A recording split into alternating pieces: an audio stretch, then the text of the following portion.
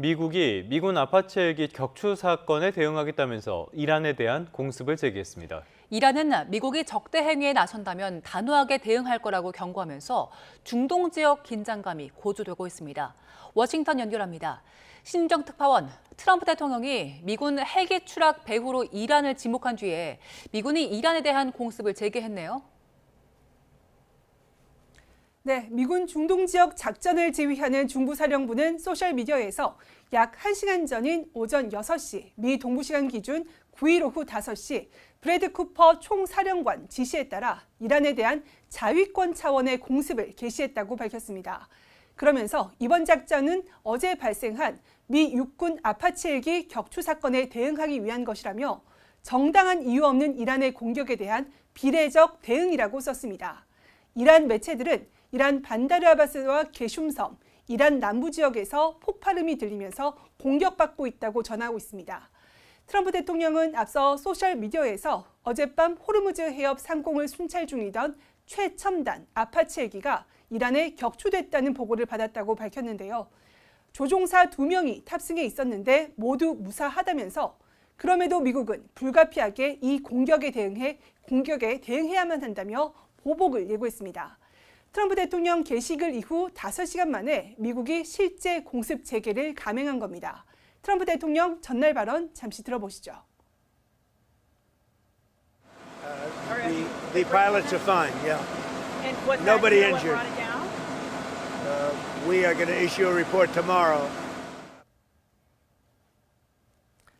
이번 사건과 관련해 미 일간 뉴욕타임스 등은 미 당국자들을 인용해 이란의 샤헤드 자폭 공격 드론이 아파치 헬기를 격추한 거라고 전했습니다. 지난 4월 7일 휴전 뒤 종전 협상을 진행 중인 미국과 이란은 최근 간헐적인 무력 충돌을 주고받고 있지만 양측 모두 휴전은 여전히 유효하다는 입장을 유지하고 있는데요. 미군의 공습 재개로 휴전이 여전히 유지될지는 양측의 반응을 더 지켜봐야 할 것으로 보입니다. 네, 이란 측의 반응은 어떻습니까? 네, 이란은 미군 공습 직전 국영 매체를 통해서 미국이 헬기 추락을 이유로 적대 행위를 제기한다면 단호하게 대응할 거라고 경고했습니다. 로이터 통신에 따르면 이란 군 소식통은 미국이 헬기 추락을 구실로 적대 행위를 다시 시작한다면 단호한 대응이 있을 거라고 말했는데요. 그러면서 최근 24시간 동안 호르무즈 해협에서 어떠한 공군의 공격 작전도 없었다고 덧붙였습니다. 아파치 헬기가 자국에 의해 격추됐다는 트럼프 대통령의 주장을 에둘러 부인하는 것으로 해석됩니다. 트럼프 대통령의 발언 직후에는 아바스 아라그치 이란 외무장관이 중동에 주둔하고 있는 미군을 향해 철수하라고 경고의 메시지를 던졌는데요. 소셜미디어를 통해 이란 영토 인근의 외국 군대는 우발적 사고와 잠재적인 교전에 항상 노출돼 있다면서 해결책은 떠나는 거라고 썼습니다. 그러면서 우리는 외교의 언어를 선호하지만 다른 언어를 훨씬 더 잘 구사한다고 덧붙였습니다. 강력한 물리적, 군사적 조치도 불사하겠다는 경고인데 미국이 실제 공습 재개에 나서면서 이란의 대응 수위가 주목됩니다. 네, 미국이 공습을 재개하면서 트럼프 대통령이 제시한 시한 내 합의는 더 어려워진 것 같은데 어떻습니까? 네, 트럼프 대통령은 오늘도 이란의 핵무기 보유를 절대 허용하지 않는 합의를 이루겠다고 말했습니다. 트럼프 대통령은 영국 BBC 방송과의 전화 인터뷰에서 우리는 아주 강력한 합의 체결에 매우 가까이 와 있다. 그것은 아주 좋은 합의라며 핵무기는 없다고 강조했습니다. 트럼프 대통령은 전날 밤에도 하루 이틀 안에 진전 사항을 볼 수 있을 거고 2, 3일 내로 합의가 이뤄져 호르무즈 해협이 개방될 수 있다고 자신했습니다. 발언 잠시 들어보겠습니다. Iran that hasn't stopped, and we could have at least an idea by 1 or 2 days from now. But I think it's going well. 이처럼 종전 합의를 낙관한 상황에서 미군의 이란 공습이 재개되면서 종전 협상은 물론 휴전틀 자체가 흔들릴 수 있다는 우려가 나오고 있습니다. 다만 북중미 월드컵 개막을 코앞에 둔 상황에서 확전의 소용돌이로 급격히 빠져들어가는 상황은 트럼프 대통령으로서도 큰 부담인 만큼 군사적 대응 수위를 조절할 가능성도 있어 보입니다. 지금까지 워싱턴에서 YTN 신윤정입니다. 유럽 순방에 나선 이재명 대통령이 오늘 첫 방문국인 벨기에에서 벨기에 총리와 EU 행정부의 수장을 잇따라 만납니다. 경제와 안보 등 주요 분야에서 협력 강화 방안을 논의할 것으로 보입니다. 강진원 기자의 보도입니다. 브뤼셀 멜스부르크 공군기지에 착륙한 전용기에서 이재명 대통령과 김혜경 여사가 내립니다. 올해 수교 125주년을 맞은 대한민국의 정상을 벨기에 측은 공항에서부터 환대했습니다. 환영 행사 이후 이 대통령은 브뤼셀 도심으로 이동해 현지 우리 교민들을 격려했습니다.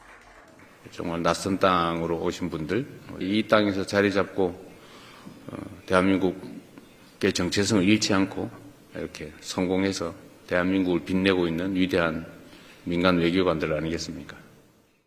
1박 2일 벨기에 방문의 핵심 일정은 우리 시각으로 오늘 오후, 현지 시각으로 오전부터 진행됩니다.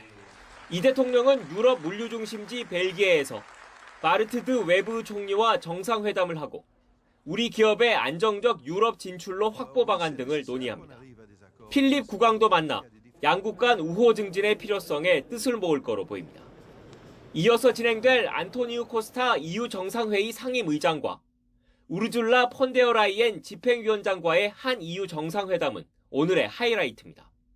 EU는 세계 최대 무역 블록이자 우리나라의 제3위 교역 파트너이기 때문입니다.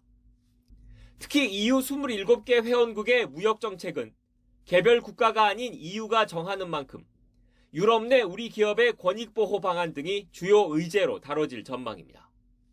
EU와의 정상회담을 통하여 우리 기업의 수출길을 넓히고 EU에 유럽에 진출한 우리 기업들이 활동하기 원활한 환경을 조성해 나가겠습니다. 지난 2024년 채택한 한 EU 안보방위 파트너십을 토대로 마약과 테러 등 초국가 범죄 대응을 위한 협력 강화 문제도 테이블에 오를 거로 예상됩니다. 청와대는 한반도 평화정착과 공급망 안정 등 다른 국제 현안에 대해서도 EU 측과 공조를 강화하는 계기가 될 거로 기대하고 있습니다.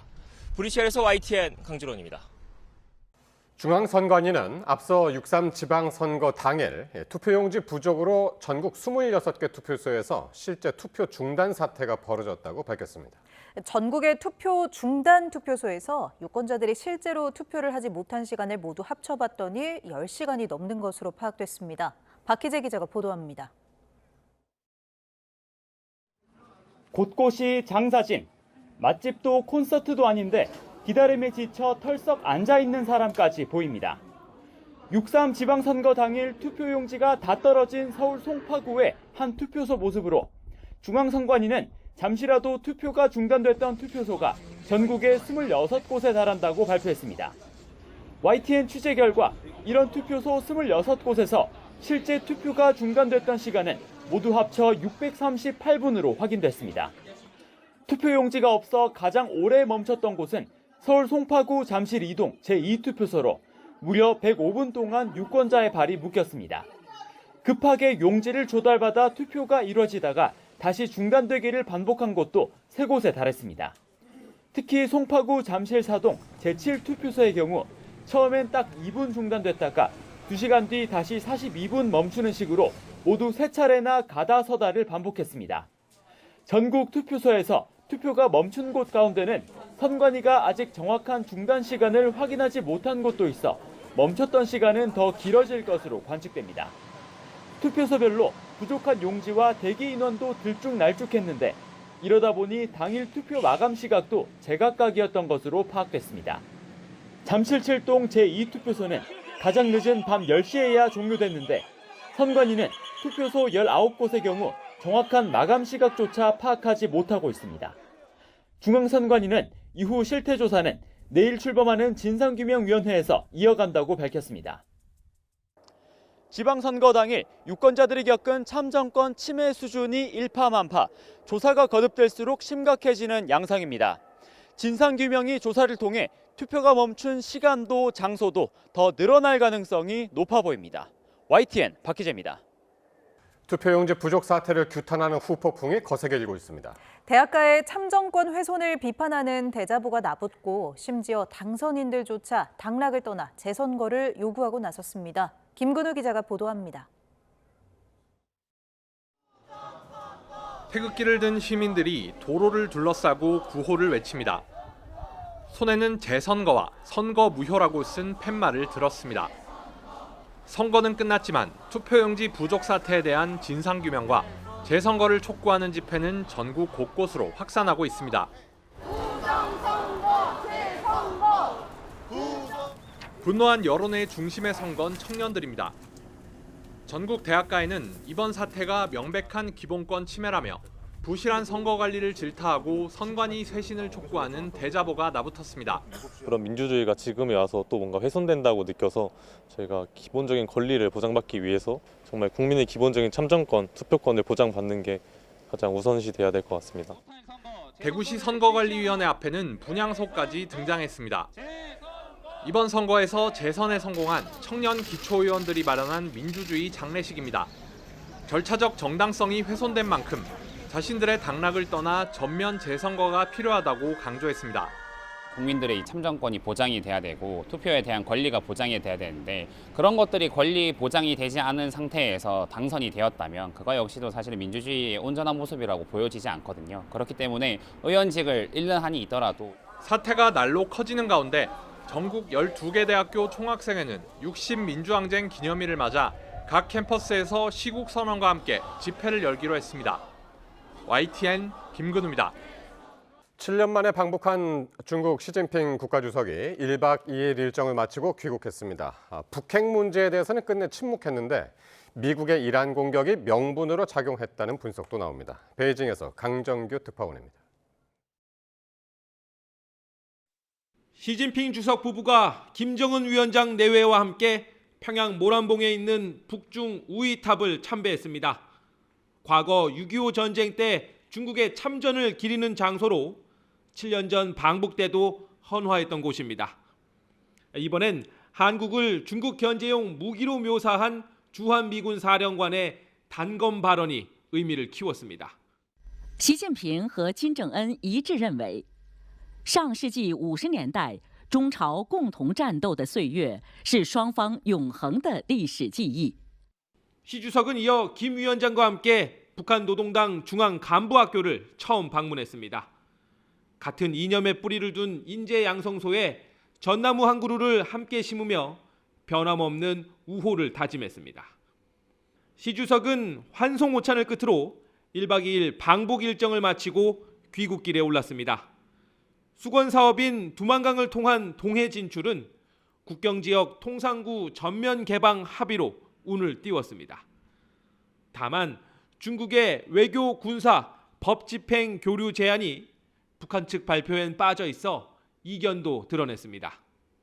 일본 언론은 북중 정상회담에서 북한의 비핵화 관련 언급이 없었다는 점을 지적했습니다. 미국과 일본 견제에 북한을 끌어들이려는 중국이 핵 보유를 묵인하는 인상을 줬다는 겁니다.